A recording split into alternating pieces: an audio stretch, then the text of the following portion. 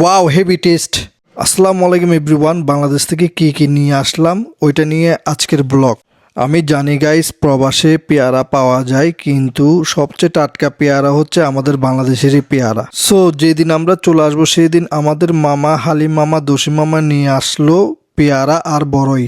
মাশাআল্লাহ, দেখতে অনেক সুন্দর লাগতেছে, একটাও নষ্ট হয় নাই। খুব মজা করি খেয়েছি আমরা। এদিকে আমার শ্বশুর আর শাশুড়ি জানেন আমার আর দিশার কি পছন্দ, ওনারা কি দিয়েছে সেটা দেখাবো আপনাদেরকে। আমি আর দিশা অনেক পছন্দ করি শুটকি। এখানে র্যাপিং এর মধ্যে আছে 3-4 ধরনের আইটেমের শুটকি। তারপর দিশার পছন্দের রাঁধুনি মশলা ছিল, এখানে অনেক ধরনের মশলা ছিল, রং এলাচি ছিল। আমরা গাইস এখানে কিছু রং এলাচি আমাদের তরকারিতে ইউজ করে দেখেছিলাম, কিন্তু তেমন স্বাদ আসে না। বাংলাদেশের রং এলাচির মধ্যে অন্যরকম একটা স্বাদ আর একটি ঘ্রাণ থাকে। তারপর গাইস নানি আমাদেরকে দিয়েছেন কিছু পিঠা।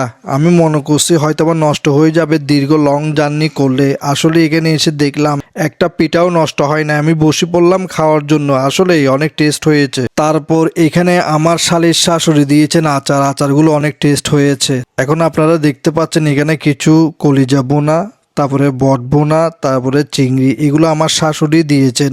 আমরা যেন এখানে এসে কোনো রান্না করতে না হয়, ওইখানে রান্না করা তরকারি ওগুলো সবগুলো ফ্রিজ করে আমরা নিয়ে আসছি।